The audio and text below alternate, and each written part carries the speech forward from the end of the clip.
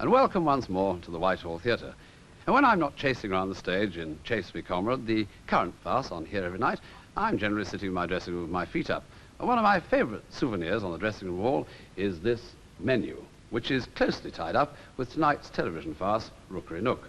Back in 1961, we at the Whitehall were hosts at a dinner to celebrate our passing the magnificent 10-year plus record set by the Aldrich farces in the 1920s. And here are some of the famous names who were there on that occasion.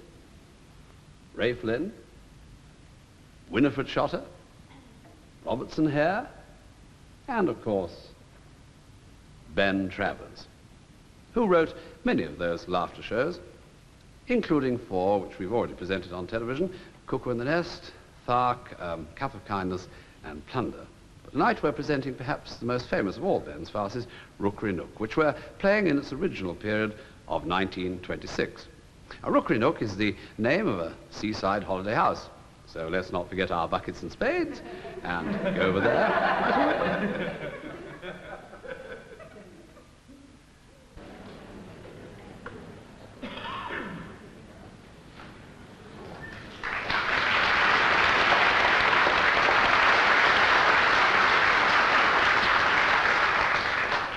Leverett, hasn't he arrived? No, he has not, Mrs. Tynan. Look at the time. I may say I was engaged by the day and not by the night. I suppose there's no question he is coming tonight. Of course he is. That's why you're waiting here. Yes, and I should never have consented to wait had I known he was going to keep me here at improper hours. My sister is a most considerate person.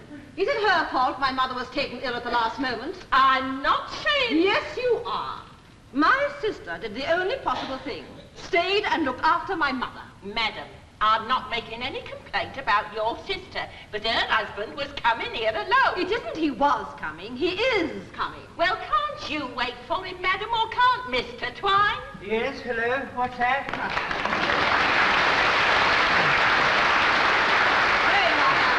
Yes, sir. Gerald hasn't arrived. No, dear. How did you know? I didn't, dear. And why say no like that? Like what, dear? Is Clive there? Yes, dear. Call him in. Yes. Clive! Clive! Where is he? Clive! Clive! Clive! All right, don't make an anthem of it. Come in, come in. Now, this is the house you've got for, missus. What a nice house. Nice, peaceful atmosphere for a change. What do you mean, for a change? Well, for them, for Gerald and Clara. They are coming here, aren't they? I don't see why you should say they want a peaceful atmosphere for a change. They've only been married 6 weeks. No, I didn't mean that. What did you mean, then? They're on a holiday, aren't they? Well? Just like I'm on a holiday, staying with you. Well? Yes, well, I say, what a nice house they're coming to. Lucky people. Well, haven't you come to a nice house? Isn't mine nice? Oh, very. There can be two nice houses, can't there, Gertrude? You don't suppose I'd have got them a house that wasn't nice, do you? Oh, hell. Dearest. What do you want? Well, it's not that I want anything, dear. Well, who is it that wants what? Mrs. She was asking me what time I thought Gerald would arrive. I've been asked that 20 times. Don't ask me again. Well, he only had to come on from your mother's at Bath. Bath isn't very far. Well, something's got to be done. I say, Gertrude, about what time do you suppose old Gerald will breeze along? Clive, you are trying to annoy me. Oh, you, Gertrude, never. I wouldn't do such a thing. I was only going to suggest something. I'll stay here till Gerald arrives and Mrs. Flannelfoot can waddle off home. Oh, I see. Oh, well, if the gentleman's willing, that settles it. I'll get me out. Well, if you're to be left here alone, I hope to be trusted. I fail to see what trouble I can get into alone here for a few minutes. But if you can think of any, I wish you'd let me know. Yes? Oh, what's the matter? No, don't discourage him. Yes? Well, I only thought, You thought what? wouldn't it be as well if I were to stay as well? What? Shall I stay too? No. No. Carrie. Why do you want to stay? I don't, dear. Then why say you did? I didn't mean I did. I meant if you'd rather I did, should I? No. No. Carry it again. Oh, come home. Yes. Let me know directly Gerald arrives. Tell him I may be able to come over and see him later. That'll amuse him. What? Nothing good.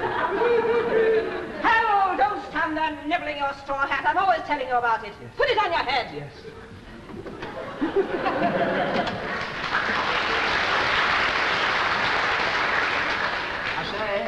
You haven't gone yet, have you, Mrs.? Was that you, sir? No, it was the cat. I'm afraid I trod on it. Then kindly do not do so. Ah, well, it's too late. I've done it now. You know this gentleman, I take it? Who, Mr. Popkiss? Yes, the one what's expected here. Oh, yes, he's my cousin. My name's Popkiss, too. Oh, I see. So you're also related to Mrs. Twine? No, that I'm not. He's my cousin, and he married Mrs. Twine's sister. That's all. Oh, is that all? Yes, and quite enough, too. Thank you very much. And Mrs. Twine, knowing that my cousin was coming down here, very kindly invited me, too. And I, like a fool, fell for it.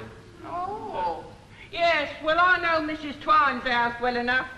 Frescotti. Very nice house. Personally, I'd much rather be in this one. Yes. Well, now, this house, Rookery Nook, to my mind, it's in the wrong part of Champton.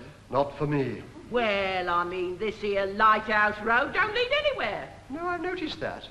Not even to the lighthouse. Oh, this place is exceedingly quiet. There's nothing going on here. No amusement. No fun. No. I'm glad to say it's a very respectable place, for the most part. Yes, well, in which direction lies the least part? Though I suppose every place has its black mark. Well, I must really be getting home. I say, where is the black mark here? Well, sir, one of these houses nearby here has a most improper reputation. No. Yes. Really? Well, go on, tell me where and what. Myself, I wonder Champton puts up with it. A foreigner living here with his stepdaughter. Oh, so-called. And isn't she really his stepdaughter? No, sir. How do you know? Well, Mrs. Twine knows most things. You're quite right, she does. And she told me that this story of the stepdaughter's all sheer hullabaloo. Is that so? Well, I mean to say the very name of the house is enough. Malmaison Cottage. And you, sir, being a scholar, will know that that is French and means a bad house. Yes. You mean a sort of advertisement on the gate? There is my cousin now. At last. I'll go meet him. The garage door's open. Is there? Is that you, gentlemen? Oh, hello,